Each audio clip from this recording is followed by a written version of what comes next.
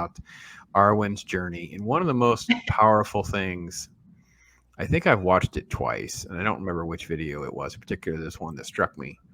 You really were going deep. And maybe it was the anniversary of Robert's passing, where you really went deep into the emotional roller coaster and some of that. I don't need you to rehash all that, but what do you say to someone in the first part? Like, you're going to lose your spouse. He's been diagnosed with cancer in your case, and you're getting closer and closer. What do you say to folks that are going through that? Like, how do you, give them the Ooh, words of encouragement, knowing that you went through it? Like, is there anything that you can do to comfort them? I mean, I know in some ways, there's nothing we can say. yeah. What do you say to them, and what do you say to the people around them? Maybe that's a better way of advice, right? What do you say to those of us that could be around that person? You will hurt. You will be cut Mm, deep, and mm, you will feel like the bottom has just fallen out from underneath you. right. But go with that, because one day, and only you can determine that day. Hmm. Other people might, and well-meaning people will try and determine that day for you because they don't want to see you hurting. They don't want to see you in pain. And they may say things like, "Well, it's been this amount of time. It's time for you to, start living your life again." Only you know that. Mm, But it's okay. It's okay to feel that pain. It's okay to grieve. And I've had, even now I'm still learning, it's okay to miss them. You're not stagnating yourself by saying, it's been this long, should I still? Of course you'll still miss them. They were a part of your life, and it's okay to feel like that was another life that you lived. And wow, that's powerful. that is something that I sometimes I feel like I'm only 7 months old. Mm, Because I kind of started on YouTube, and I got out of this darkness and got out of this haze only about 7, 8 months. And I think back and I think about the memories we had, and I think about him, and I feel like that was another life. And that is the weirdest feeling in the world, sure, but sure. that's okay. It's okay to grieve. It's okay to feel like crap. It's okay to mourn. You've got to go through that, and everybody goes through it differently. Nobody can tell you how to do it. Everybody goes through it differently. So, as the pastor in me, when my wife and I were servicing like a hospital, because we had extended church family that was there going through, basically, they know they're going to lose their loved ones, and Hmm. we always kind of prayed together before we did about, that you just put us there. I don't even know what you need us to say or do. Just put us there. Would you say that's Hmm. probably the best advice for people around? Like, just be there for that person. Just be Yes, there. Like, just be don't there. even, you're just going to have to work on the fly about how you can serve them. Is that the best way to explain it? Because you never know what someone may need. They may need a shoulder to cry on. Hmm. They may need someone just to vent to, just to rail. They don't want you to solve their problems for them. They don't want you to, you know, necessarily have any words of wisdom or comfort. Sometimes they just need someone to be a sounding board for them. Hmm.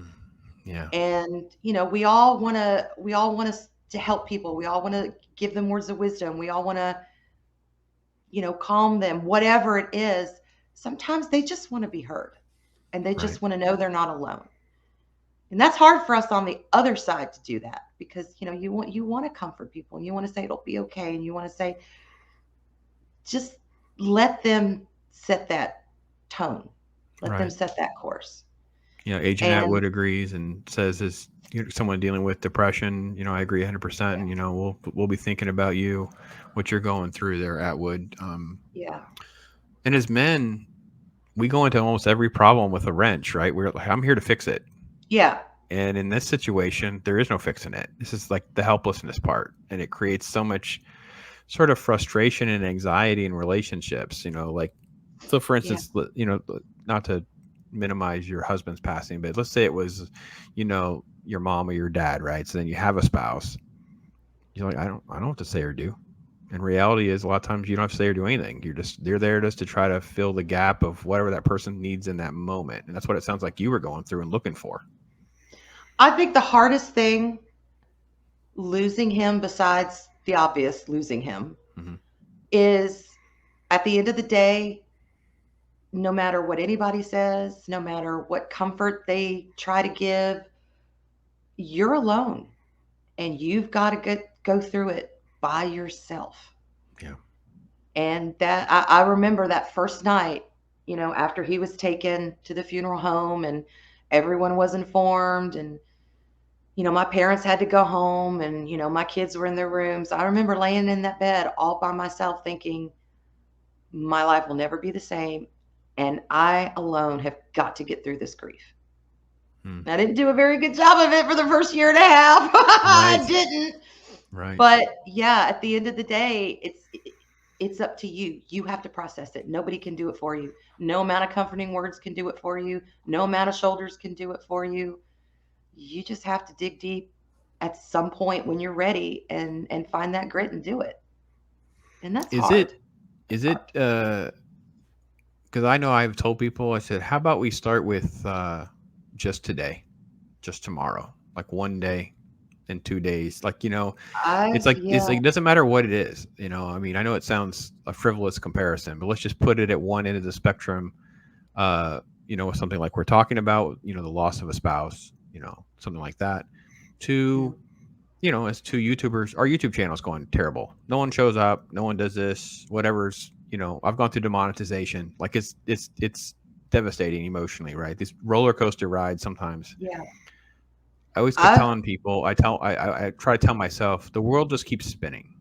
If I can just get mhm. through today, what can I do tomorrow? What do I grab hold of to keep moving forward? If that's the Yeah. best way to say it. I've even told someone recently, take it 5 minutes at a time. Oh, amen. If you can get through that 5 minutes, do another five, and then Sure. do another five, and then I'll turn it to an hour, and then another five, and another five. Because sometimes you just need to breathe. And Mm. that if you look at, okay, there's this, oh my gosh, I've got this week, or I've got this day, or sometimes it's too overwhelming. The brain can't process it when you're depressed or upset or you're whatever. Because, pain is pain. No matter what you're Sure. going through, pain is pain. Yeah, sometimes you just have to try and get through that minute at a time. Yeah. And then okay, then maybe things won't be better, but at least you've gotten through that day. Right. Right. Yeah. Um, You know? yeah. And I know folks, maybe you coming in thinking of my Pops brand, and that's how you ended up here. We're doing a little Hello. bit of a hybrid show tonight with What's Your Story, which is like we get into serious things about words of wisdom, that kind of thing. And Loki says, for me, it was easier dealing with my own mortality, my own illness, than watching someone I care about suffer. It's much more difficult losing what I care about than the thought of losing myself. Wow, that is so true. Especially I with, agree with that. I agree with yeah, that. especially with my kids, when your kids are, you know, um, Mhm.